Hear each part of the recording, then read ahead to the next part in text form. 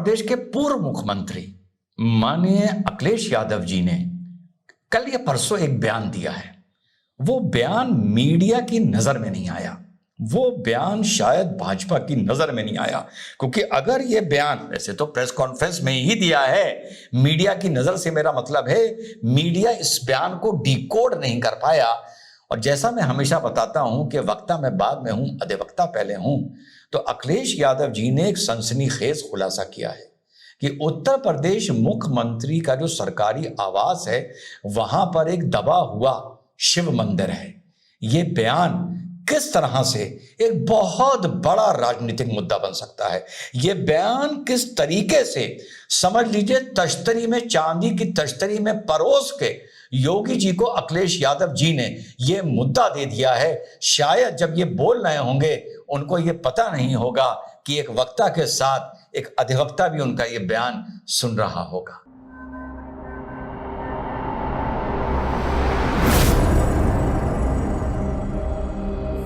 Hello नमस्कार, सत श्री अकाल, अस्सलाम वालेकुम। कैसे हैं जनाब? तो सनसनीखेज खुलासा यह है जो माननीय अखिलेश यादव जी ने किया है, क्योंकि वो पूर्व मुख्यमंत्री हैं, मुख्यमंत्री आवास में रहे हैं और उनके पहले नेताजी यानी मुलायम सिंह यादव जी मुख्यमंत्री रहे। तब जब छोटे होंगे तो अपने पिताजी के साथ रहते होंगे, तो उन्होंने एक सनसनीखेज खुलासा किया है कि उत्तर प्रदेश के मुख्यमंत्री आवास में एक दबा हुआ मंदिर है।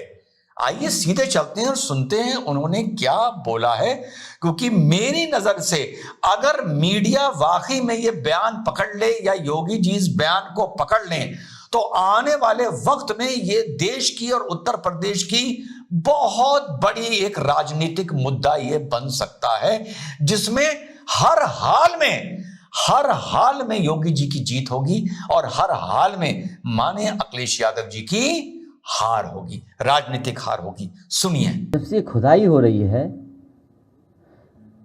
मुझे कुछ याद आ रहा है। जब से ये खुदाई हो रही है मुझे कुछ याद आ रहा है।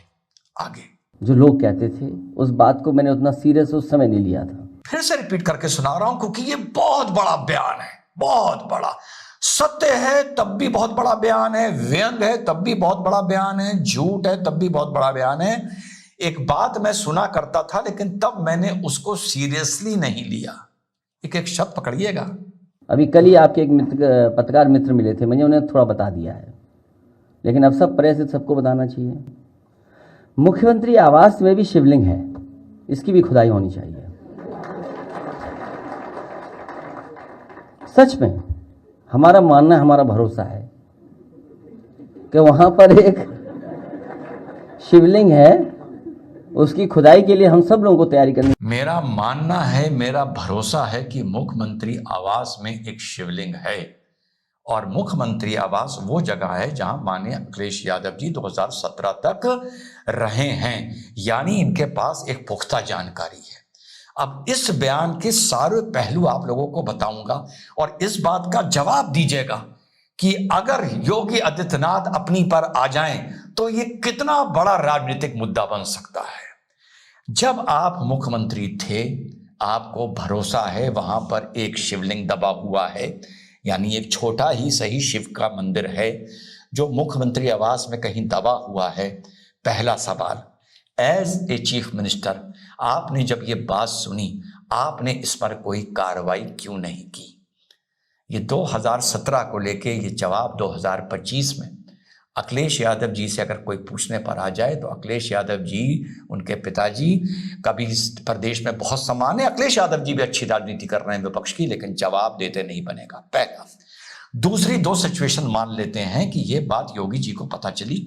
एक सिचुएशन ये मान लेते हैं कि उन्होंने योगी जी में ने इस पर कार्रवाई कर दी, गवर्नमेंट से बतौर लीडर ऑफ अपोजिशन और बतौर सबसे प्रबल विपक्षी दल समाजवादी पार्टी के अध्यक्ष अखिलेश यादव जी को एक लेटर आता है कि आप बताइए कि आपके पास क्या जानकारी है और आपके हिसाब से वो शिवलिंग, वो छोटा मंदिर कहां मुख्यमंत्री आवास। पहले तो मैंने बता दिया कि आपने कोई 17 तक कार्रवाई क्यों नहीं करी, ये जवाब देने में मुसीबत आ जाएगी। दूसरा, अगर आपके पास लेटर आ गया आप बताइए, हमें अवगत कराइए कि मुख्यमंत्री आवास के कौन से हिस्से में, लॉन गार्डन छोड़ो, मुख्यमंत्री बहुत आवास है जहां पर योगी जी रहते हैं, अगर वहां भी हो आके बताइए कि आपके हिसाब से वो कहां है।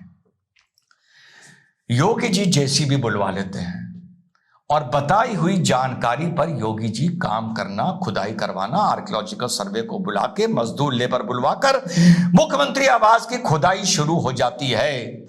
और मुख्यमंत्री आवास से भले बागीचे में, गार्डन में, गौशाला में, या जहां उनका कारपेट एरिया है, बेडरूम है, वहां पर ऐसा कोई शिवलिंग अखिलेश यादव जी की जानकारी पर निकल आता है और योगी जी कहते हैं यहीं पर एक छोटा ही सही एक मंदिर बनेगा। तो सोचिए अखिलेश यादव जी के लिए कितनी समस्या खड़ी हो जाएगी कि अखिलेश यादव जी उसी बेडरूम पे, उसी घर में 5 साल रहे, इनको इस बात की जानकारी थी, पर जानकारी देते ही योगी ने अपना बेडरूम खुलवा दिया, अपना बागीचा खुदवा दिया, अपना घर खुदवा दिया, अपना क्या, मुख्यमंत्री का, और वहां पर फिर से उस मंदिर को रिट्रीव किया और वहां पर मंदिर बनाकर दिया। कितना बड़ा देश और उत्तर प्रदेश की राजनीति में यह मुद्दा बन जाएगा। जवाब देते नहीं बनेगा अखिलेश यादव जी को, जो भले व्यंग में, भले झूठ में, भले मजाक में ये बात उन्होंने बोल दी है। और अगर सत्य है तब तो ये बहुत ही बड़ी खबर है। और दूसरी खबर, अगर नहीं मिलता, आप मान लो कुछ नहीं मिलता, अखिलेश यादव जी इसका जवाब नहीं देते, या जवाब जो देते हैं वहां पर कुछ नहीं निकलता, ये योगी आदित्यनाथ को घर खोदने की अनुमति दे देगा, फिर किसी का भी फिर कोई बोलने लायक नहीं रहेगा। यह है इसका तीसरा पहलू। वही वाली बात, वक्ता बाद में हूं और अधिवक्ता पहले हूं। तो घर खोदने का योगी आदित्यनाथ को लाइसेंस मिल जाएगा अगर कुछ नहीं निकलता।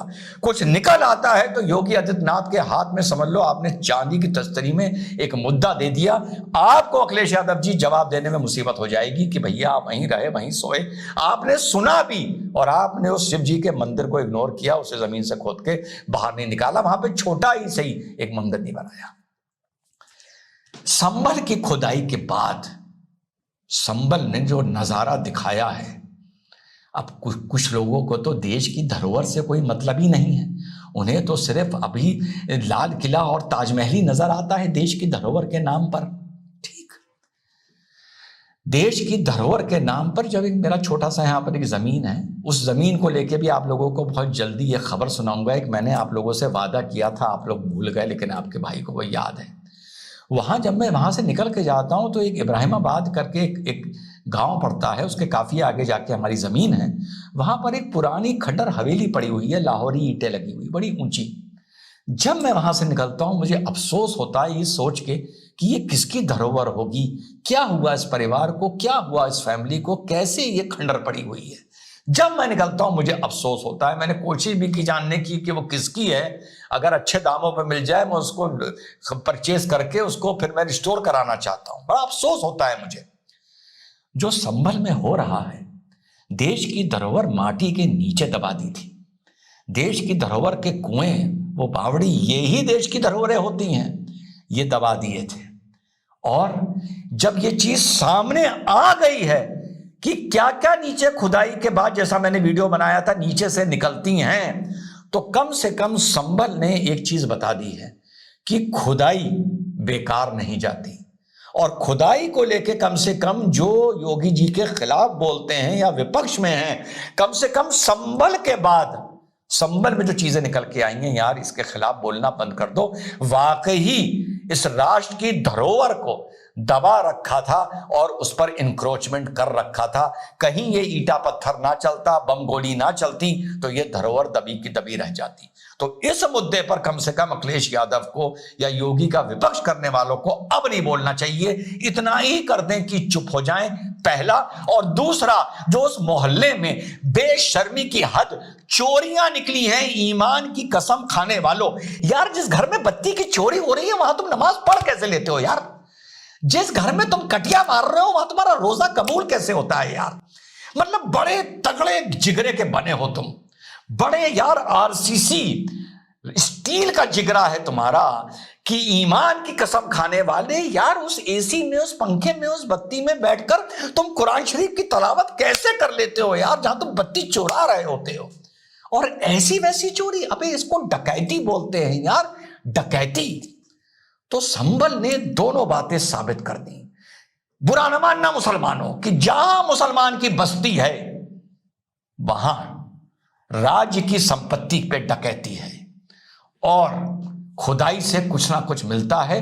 राष्ट्र की धरोहरें माटी के नीचे दफन है, माटी ओढ़ के सो रही हैं और ऐसी एक एक धरोहर को वापस निकालना चाहिए, चाहे वो किसी की भी हो, चाहे वो किसी की भी हो। और उस धरोहर को निकालने के लिए जितने भी घर टूटते हैं वो कम है।